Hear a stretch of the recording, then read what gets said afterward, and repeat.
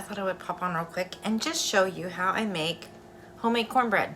It is a very quick and easy recipe, and most of you have the stuff probably already in your pantry or your cupboard. It's good, we like it, it's simple, but it's homemade. It doesn't come from a box, which I am not a super big fan of boxed cornbread mixes. I think that they may as well label it cake. I mean, I'm all for a sweet southern cornbread, that's great, but yeah, some of that boxed cornbread, you could put frosting on it and candles and use it as a birthday cake, in my opinion. So I started making my own cornbread, and we do put a little sugar in it, but it's not overwhelming. So I just thought I would share that with you. Okay, we are going to start with yellow cornmeal. And there you have it. 1 cup plus 1/4 of a cup. 1 1/4 cup. I'm having trouble saying that, is why I keep repeating it. Next, we're going to use 1 cup of all-purpose flour. Next, we're going to do 1 tablespoon of baking powder. Then we are going to do 1 teaspoon, which I've already got measured, 1 teaspoon of salt.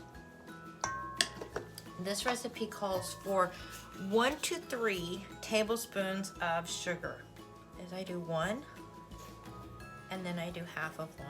And that's all the sugar I put in this. For 1, my husband is a diabetic and sugar is not good for him. And for 2, I just think sometimes super sweet cornbread doesn't mix well with what you're having. And we're going to have this with taco soup. So now what we're going to do is just whisk together our dry ingredients. And now we will start adding in the wet ingredient. Okay, we're going to add 1 stick of melted butter. Next, we're going to add 2 eggs.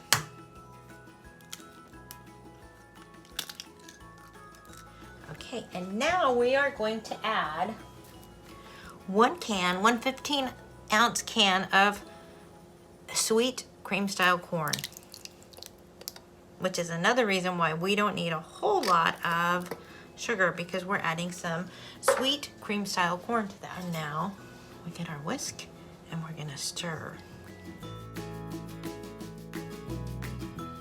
Okay, and there you have it. You don't want to overwork it when you're whisking it. I use a whisk because it's easier to break the eggs apart, you know, the yolk, and stir it. Make sure your eggs are incorporated really well and stir it. Make sure all of your dry ingredients are wet, and then stop. You don't want to overwork your batter.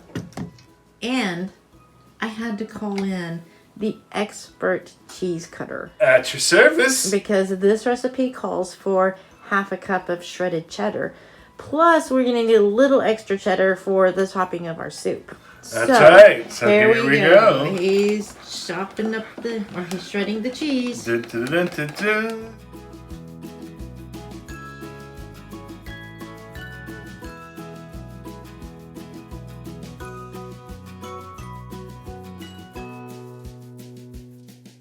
Cheese. There he is, the cheese cutter. The cutter of cheese. The king of the cheese cutting. That's right. That's me. Okay, we are going to take half a cup of the expertly shredded cheese and dump it in and just give it a stir. You take a little pat of butter. Yes, more butter. And you're going to just grease your baking dish. Okay guys, there you have it. That is what it's going to look like. This is an 8x8 baking dish. I'm going to now put this in the oven at 425. Okay guys, there you have it. Homemade cornbread. It smells really good.